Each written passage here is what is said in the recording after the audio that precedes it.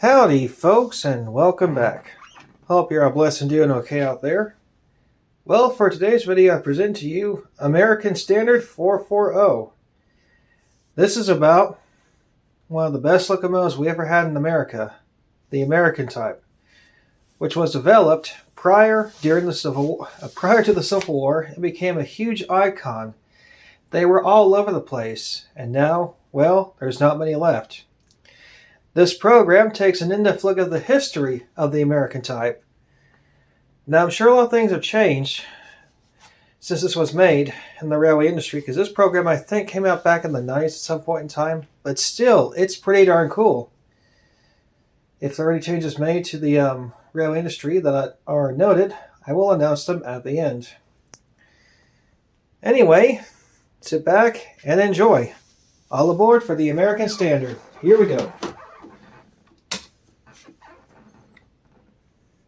Hold on.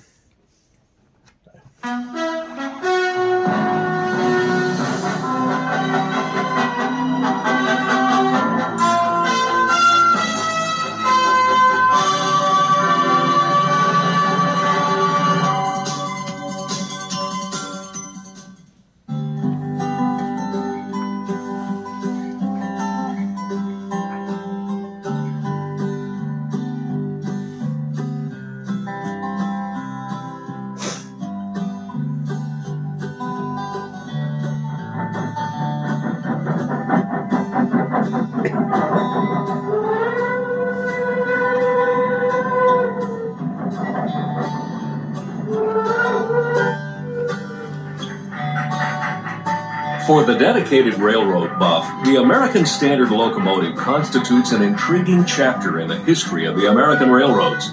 For anyone, it can be said that for some 7 decades, the American Standard locomotive was the prime mover of people and goods in the early building of America.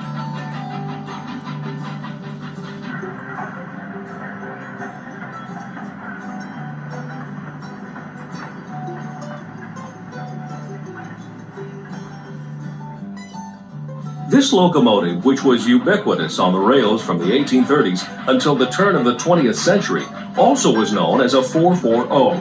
That is because it was guided by 2 pair of leading or pony wheels, which ran ahead of 2 pair of larger driving wheels.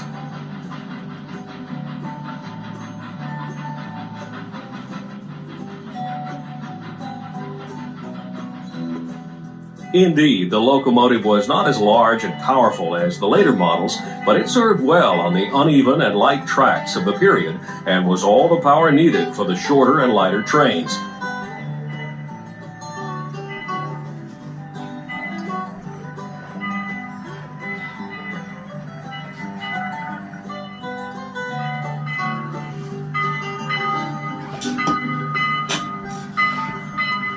To highlight the historical importance and to show some fine examples of the American Standard locomotive is the object of this monograph.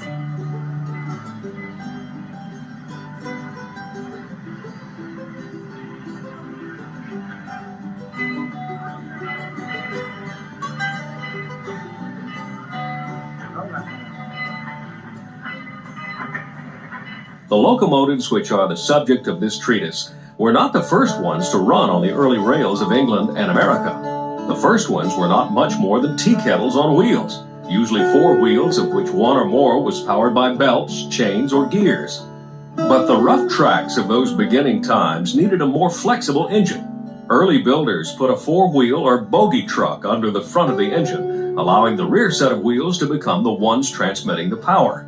But heavier trains were needed, as it was learned that the little steam locomotives could haul their loads much faster than horses, which had been used in prior transport. Thus, a second pair of driving wheels was added for more traction, and the locomotive with the 4-wheel pony or leading truck now had a 4-wheel power configuration, and the 440 was born. It was this wheel arrangement that was soon known as the American Standard. Happily for later historians, the art of photography was being developed, almost coincidental with the development of the steam locomotive, so we have many good pictures of the early engines.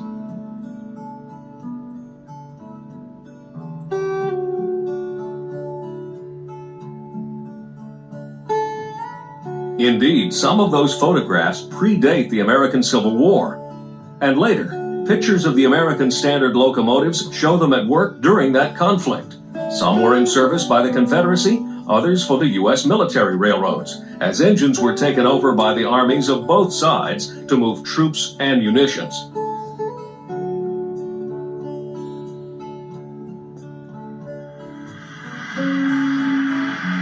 Undoubtedly, the most famous of those engines was the General. Because it took part in the famed Andrews raid, it has enjoyed preservation to this day. The saga of the Civil War incursion by Yankee spies has been told and retold in story and film. The Union soldiers, commanded by James J. Andrews, infiltrated the Confederate lines, meeting at the little town of Big Shanty, Georgia. They stole the train being pulled by the General, hoping to tear up rails, telegraph wires, and burn bridges to prevent supply trains from reaching General Beauregard, then at Chattanooga. But the determined conductor of the stolen train, William A. Fuller, pursued the fleeing general by handcar, on foot, and later with locomotives. Andrews and his party were not able to carry out the destruction, and some of them, including Andrews, were captured and hung as spies. As a result of this attempt, the first Congressional Medals of Honor were bestowed on members of the Andrews Party, some posthumously. As the war continued, the general brought supplies to the Confederate troops in the Battle of Kennesaw Mountain, and then carried the wounded to Marietta and Atlanta. When General Hood's army evacuated Atlanta, the general was the last Western and Atlantic locomotive to leave, with a trainload of refugees and war material. But it didn't get far, and to keep the ammunition-loaded freight cars from falling into Union hands, Georgia militia set fire to the train, with spectacular results. The explosions severely damaged the general.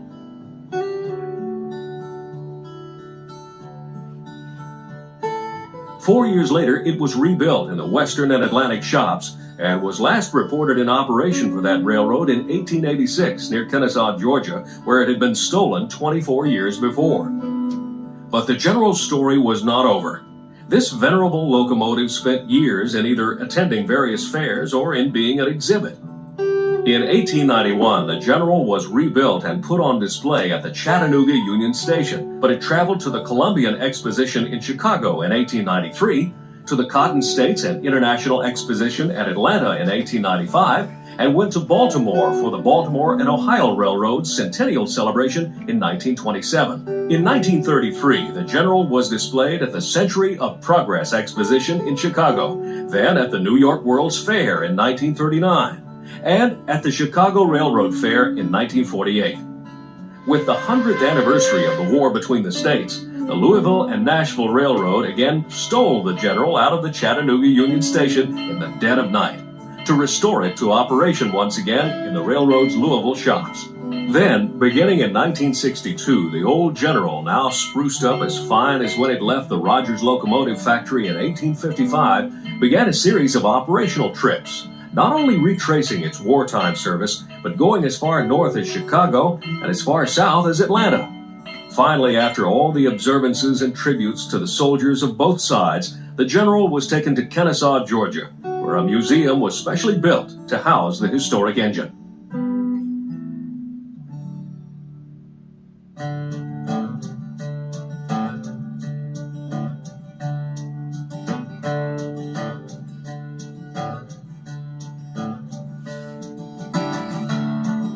In April 1962, the General retraced its famous Civil War route between Atlanta and Chattanooga.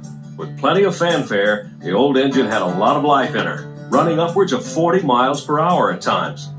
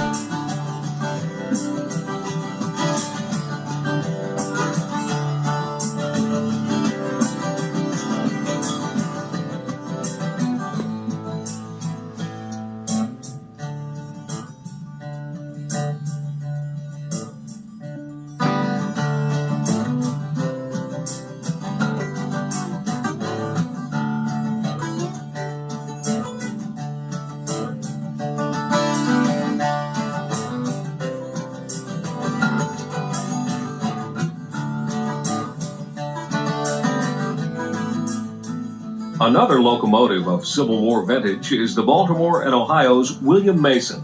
This engine also still exists and is being overhauled for current operation. It is maintained that this is one of the engines which pulled the Lincoln funeral train after the wartime president was assassinated. And one story says it probably hauled his inaugural train when he went to Washington after the election in 1860. But here again, the William Mason has taken part in various recreations of historic events and has made numerous movies for Hollywood, including Raintree County. When the Monon Railroad celebrated its 100th anniversary, the William Mason ran under its own power as the railroad's centennial train traveled from Chicago to Louisville.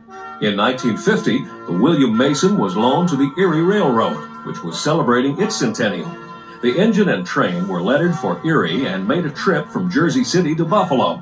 The train is at Elmira, New York, one of the locations where it was open for inspection.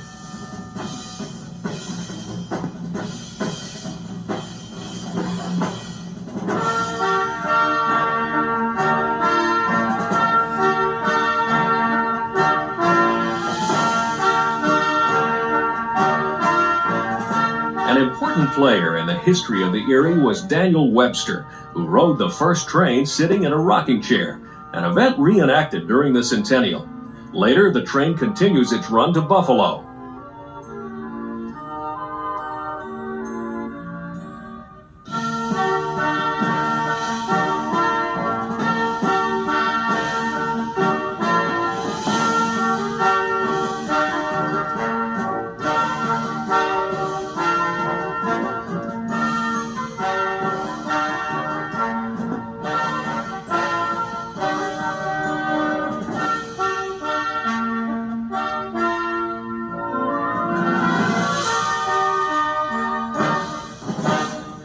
As we have pointed out, the 440 American Standard locomotive was busy from the middle of the 19th century to the very early part of the 20th century. The famous Virginia and Truckee Railroad in Nevada, of course, operated American Standard locomotives. Its trains carried the gold and silver ore from the Comstock diggings near Virginia City down to the Carson City smelters, which were located along the Carson River. Indeed, it is said that the gold and silver mine in the Comstock assisted greatly in the North's ability to prosecute the Civil War.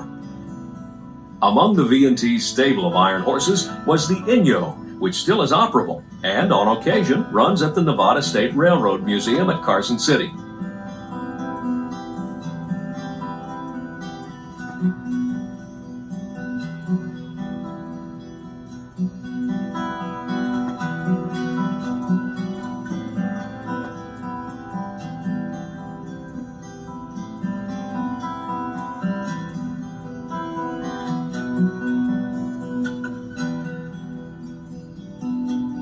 It was just after the Civil War that the first transcontinental rail link was completed at Promontory, Utah, just north of Salt Lake City. The Central Pacific had started eastward over the mountains from Sacramento to meet the Union Pacific crew laying track from Omaha westward. Here, 440s did the major job of carrying the supplies for the crews, the Irish of the UP and the Chinese of the CP. Probably the most famous of all photographs is the one taken at Promontory, when the completion of this monumental task was celebrated on May 10th of 1869. It was a terrific accomplishment, and it also was celebrated across the nation with whistles, church bells, and popping of champagne corks. Bret Harte penned a poem which began, "What was it that the engine said? Pilots touching head to head, facing on a single track, half a world behind each back." What the event chronicled was, the nation now was connected with ribbons of steel, coast to coast. Isolation had been conquered. It was the railroad which won the West, led by the 440s. The Union Pacific's 119 and the Central Pacific's Jupiter, frozen forever in celluloid, did not survive the scrapper's torch.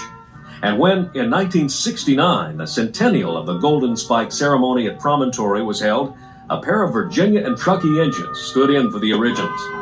The Jupiter was played by V&T number 22, the Inyo, while the Union Pacific's 119 was played by the V&T's number 18, the Dayton.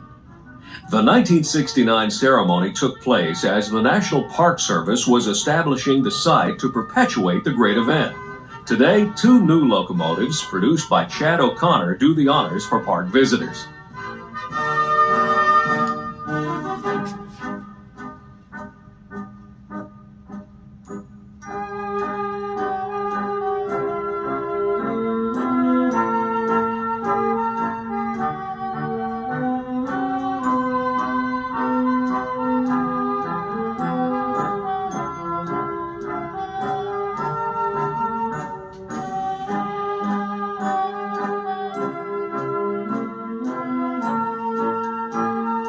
Just after the Civil War, a group of Wall Street financiers led by LeGrand Lockwood bought and brought together several small railroads between Buffalo and Chicago. They named it the Lakeshore and Michigan Southern Railway, and most of their trains were hauled by 440s. But the gold panic of 1869 ruined the railroad sponsors, and they sold it to Commodore Vanderbilt, who already owned lines from New York to Buffalo. This allowed him to control the rail lines between the nation's 2 largest cities. But the Lakeshore, as it was known, operated under its own name and management until it was merged with the New York Central in 1914.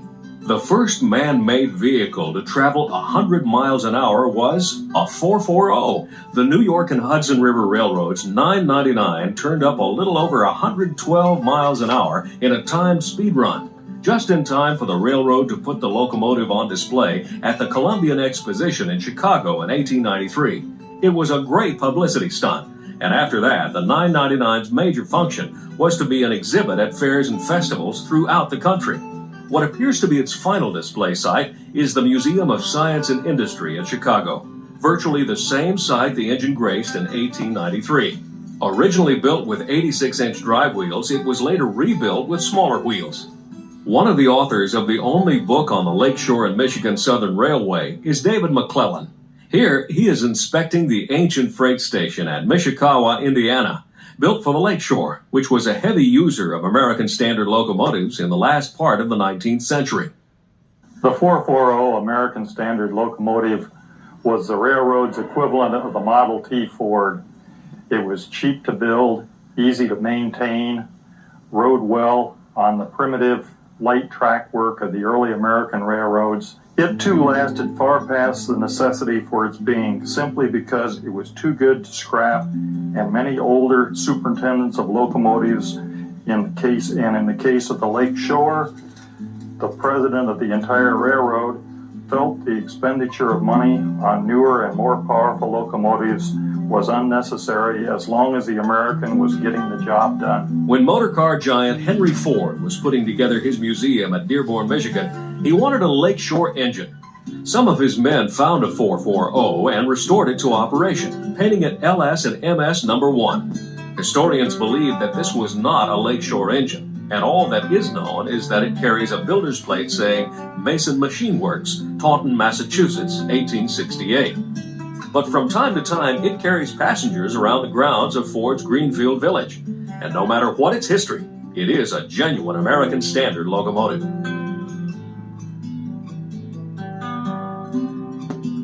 The history of another American Standard locomotive at the Ford Museum is known. The Sam Hill was named after an engineer on the Michigan Central who worked on that railroad from 1848 to 1868.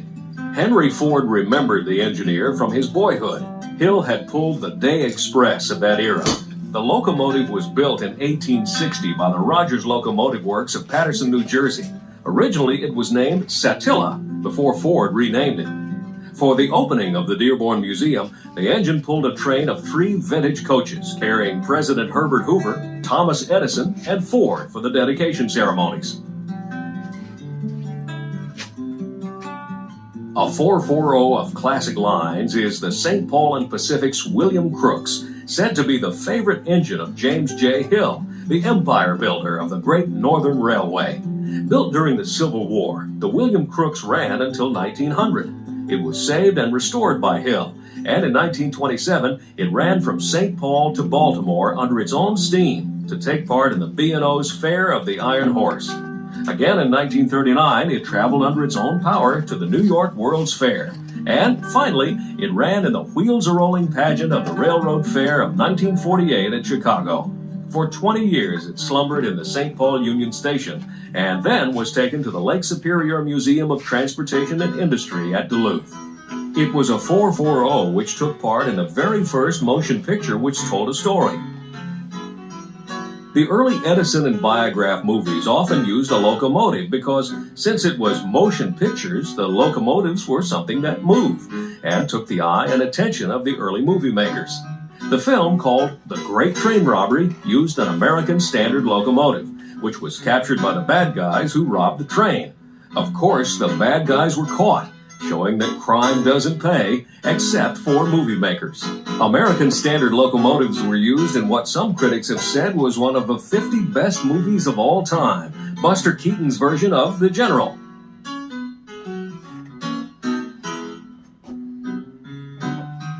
This was not a true to real-life production, but rather a comedy loosely based on the Civil War story. The actual locomotive General was not used, but instead several 440s were borrowed from logging lines. The production was filmed on the old Oregon, Pacific, and Eastern. It was Walt Disney who later produced a film which ran true to the actual story of the Andrews Raid, called The Great Locomotive Chase.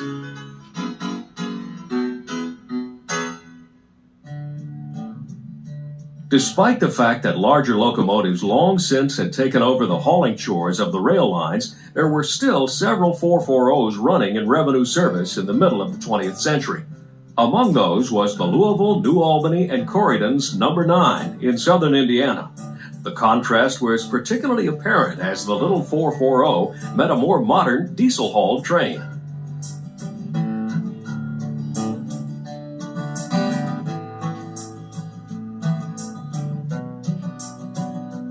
Also in Indiana, the Ferdinand Railroad was running an American Standard, which pulled an old interurban passenger car. This was something that the rail fans found highly nostalgic.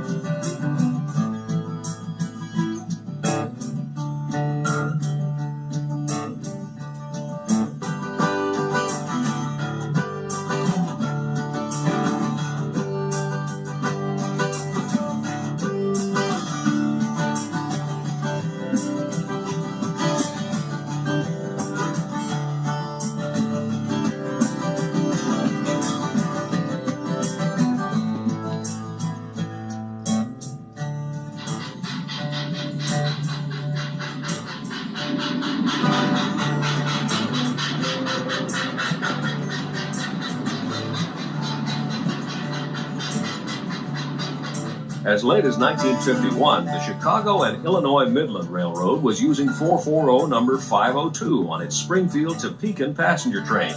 This was the last American Standard locomotive built for the U.S. railroads. The 502 had two sisters on the roster, 500 and 501. Paulson Spence was a man with a vision to build a new railroad in Louisiana in the late 1950s. The new line was to have bypassed New Orleans and was to be entirely steam-operated. Among the 30 or so locomotives he purchased was former Red River and Gulf number 1. Mr. Spence died and his dream quickly faded, but this engine and two other 440s were preserved on tourist railroads in Georgia and Maryland.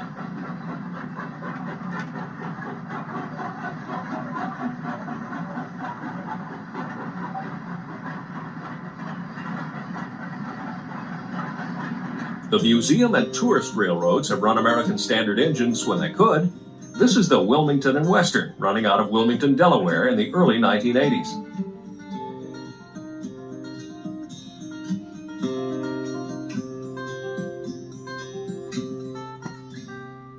Another tourist line, which also was the site for innumerable movies, has been the Sierra Railroad. Among the several vintage engines operating on the Sierra in California has been number 8, a 440, often double-headed with engines of increased wheel arrangement.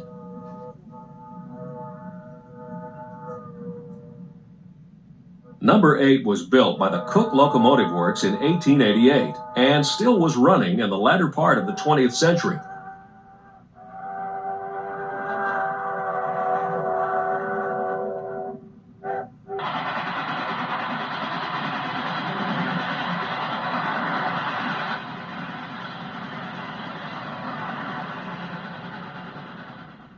Another American Standard heads up an excursion on the Western Pacific.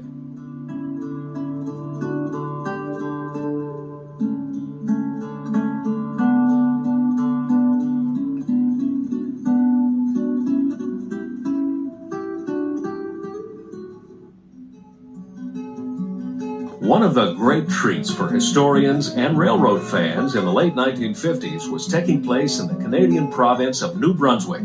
Here, on the Canadian Pacific branch line between Norton and Chipman, no less than 3 440s were steaming at the head of mixed trains.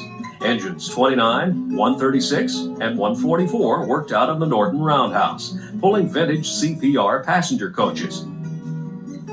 These locomotives came from builders in the 1880s, and as these films from 1959 show, they still made a picturesque sight in the rural Canadian countryside.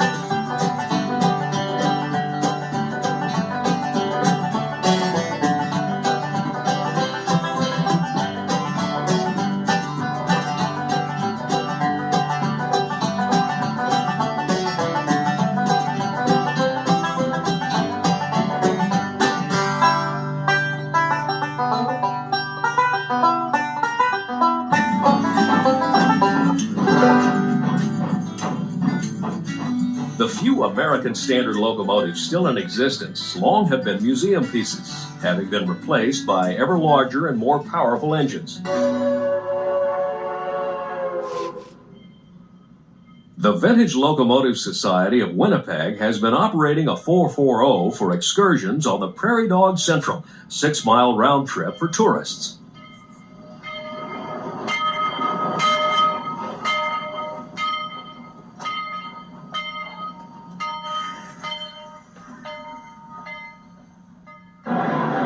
The Strasburg Railroad in Pennsylvania restored and operated Pennsylvania Railroad D16 Class 440-1223. The engine was used in the 1970s and 1980s before being retired to the Railroad Museum of Pennsylvania, also in Strasburg.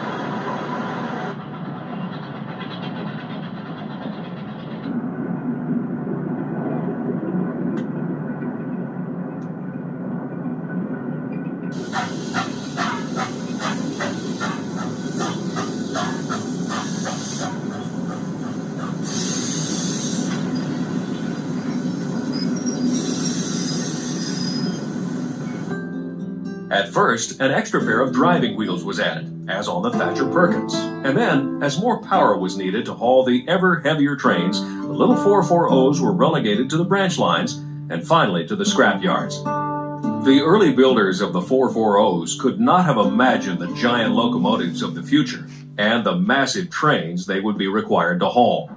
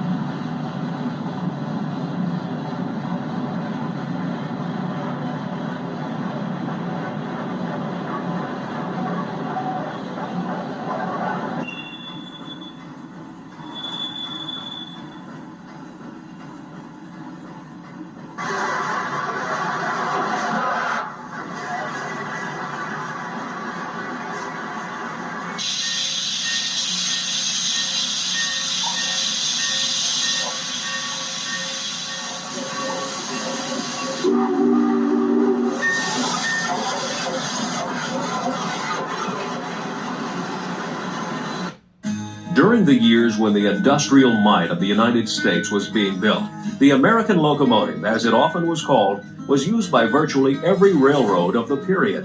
Indeed, a few still were being built after the turn of the 20th century. Although it was destined to be replaced by larger and better engines, the American Standard locomotive has taken its place in the fascinating history of the building of America. One of the finest preserved 440s is the Eureka and Palisade No. 4. This engine, named Eureka, was built by Baldwin in 1875. It's a 3-foot gauge wood-burning engine with 42-inch driving wheels and weighs just 22 tons. The Eureka and Palisade sold it to the Sierra Nevada Wood and Lumber Company in 1896. In 1940, it was bought by Warner Brothers and was used in many Western movies, including The Shootist with John Wayne. In 1979, it was sold again to a tourist attraction named Old Las Vegas, where it was eventually all but lost after a fire. Then, in 1986, it was found and purchased by Las Vegas lawyer Dan Markoff, who moved it to a garage at his home and then carefully restored it over a period of years, so that now it's fully operational again. It has appeared in parades and historical events in Nevada and California. But even better, it travels to Colorado's Cumbres and Toltec Scenic Railroad and to the Durango and Silverton Railroad for special events. Let's follow it along the Durango and Silverton spectacular line during their Rail Fest.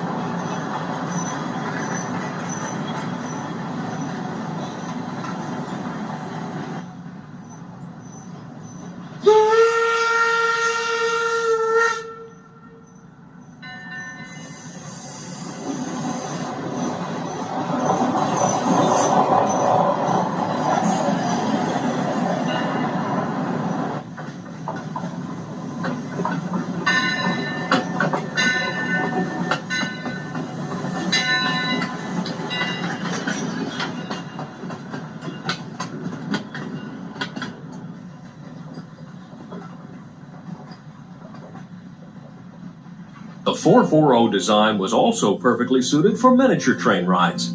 The Cagney Brothers firm sold engines from the late 19th century through the 1920s. Based on the New York Central's 999, they were offered in several sizes and track gauges. The American Standard continued to be the favored design of Crown Metal Products Company, which offered amusement park trains in the 1970s and 1980s. Crown built trains in 12-inch, 15-inch, 24-inch, and even 3-foot gauge. Buyers could choose wood, coal, charcoal, or oil-fired engines, and the company maintained a complete parts inventory.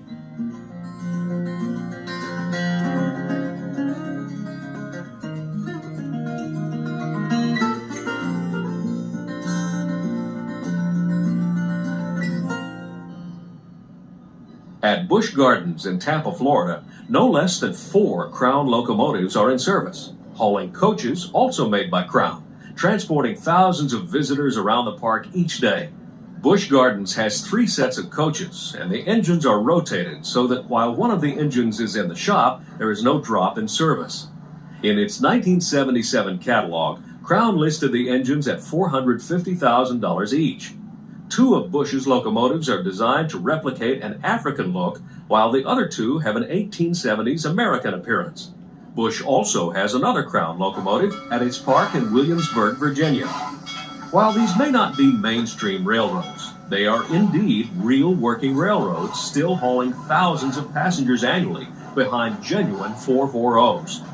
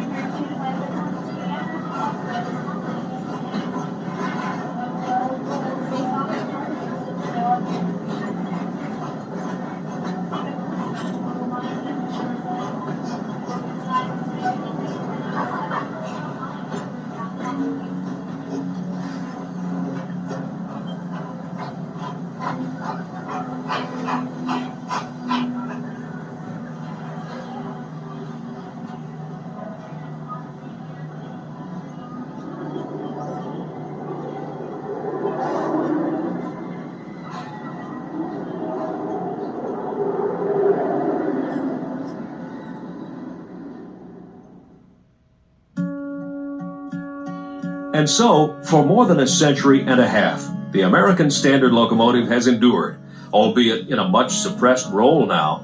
But it was the evolution of the 440 way back in the early 19th century that began the progression of locomotives that led to the giants of the rails of the 20th century.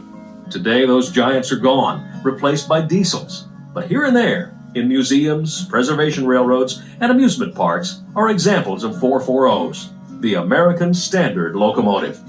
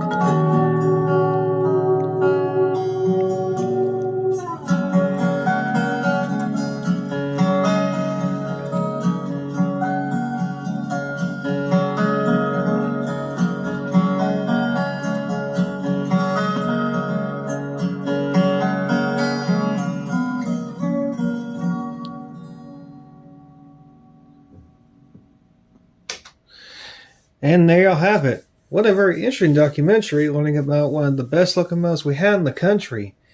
How many were built for the railroads? Way too many to count. Just about everybody had one when they got started. You can find a handful today in museums, and a few are actually operational. If you go to Promontory Summit, Utah, the Virginia and Truckee locomotives no longer reenact the Golden Spike ceremony, but in fact, two built replicas of the 119 and the 60 are there. And in terms of them being made in miniature, they have been made by a few companies, in HO by Bachmann and N-Scale by Bachmann, O-Gauge by Lionel MTH, and most recently, LGB made a special American type set for the 150th anniversary of the Golden Spike ceremony for the Transcontinental Railroad. Unfortunately, not much is done with 19th century locomotives and rolling stock in miniature. I would like to see more so I can get more. Anyway, I hope you enjoyed this, so until next time, please like, share, subscribe, and comment. Be safe around trains, and remember, Jesus loves you. Happy rails, guys. See y'all next time.